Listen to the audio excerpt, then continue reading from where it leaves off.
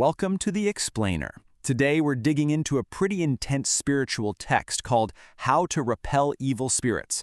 We're going to focus specifically on the first chapter because it's presented as a direct message from none other than Archangel Michael himself.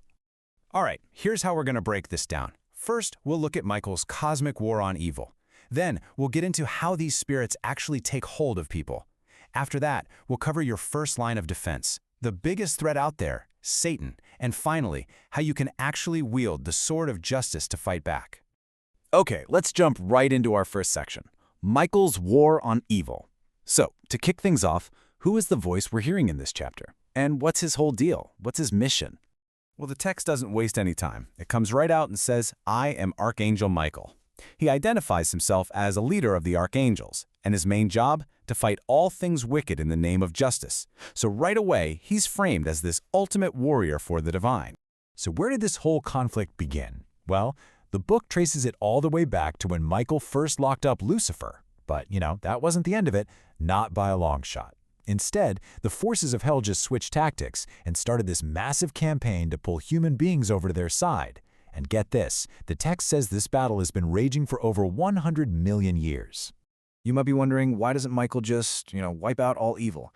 The book uses a really interesting analogy for this. It's like the relationship between the police and organized crime, like the Yakuza. The police can suppress them, keep them in check, but they can't totally eliminate them. And the reason for this, according to the text, is something called God's great love. The idea is that even the most wicked souls have a chance at redemption, a path back to heaven, so they can't just be destroyed. Okay, so if these evil spirits are always out there, trying to mess with things, how do they actually get in? How do they get a foothold in our world? Well, the text makes a pretty surprising point. It's not really about how powerful they are. It's all about how vulnerable we are. So what makes someone vulnerable? According to this teaching, the problem isn't the spirit knocking at the door. The problem is what's inside the house. An evil spirit can only get in if it finds something inside you that it recognizes, something it has in common with.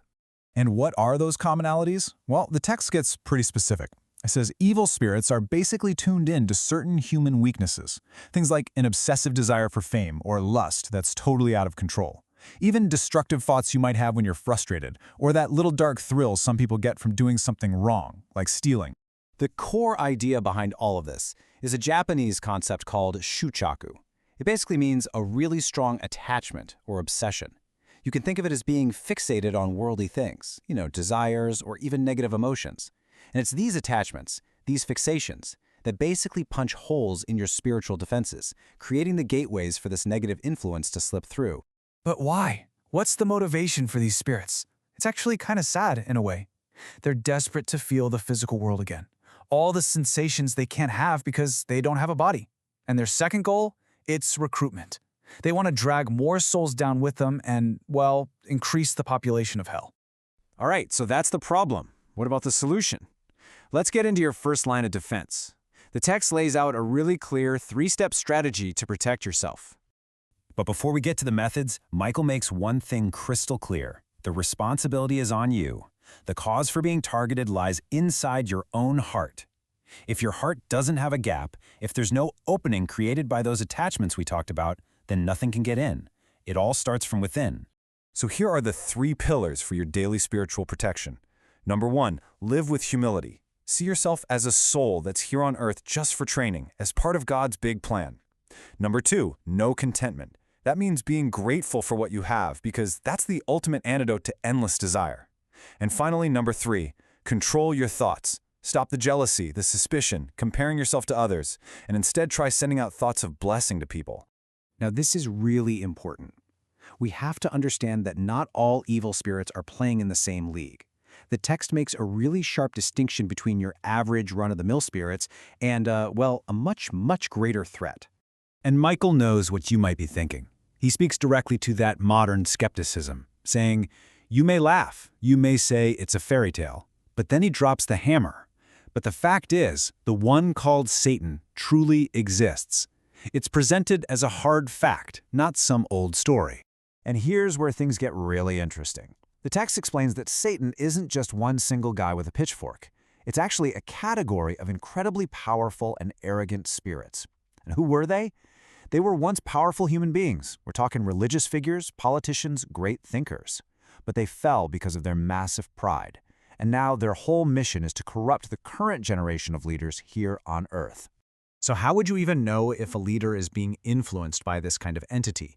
The text gives you a kind of checklist of behaviors to watch out for. We're talking about arrogance and a total lack of humility, constant anger and aggression, a leader who is always verbally attacking other people, and just extreme, wild emotional swings. Okay, so this all leads us to the final, crucial lesson. What do you actually do when you think you're under a direct spiritual attack, especially from one of these heavy hitters? The arsenal against this threat has a few key weapons. First, you have to practice self-reflection. Ask yourself a really serious question. If I died right this second, what would actually matter? The point is to cut through those worldly attachments.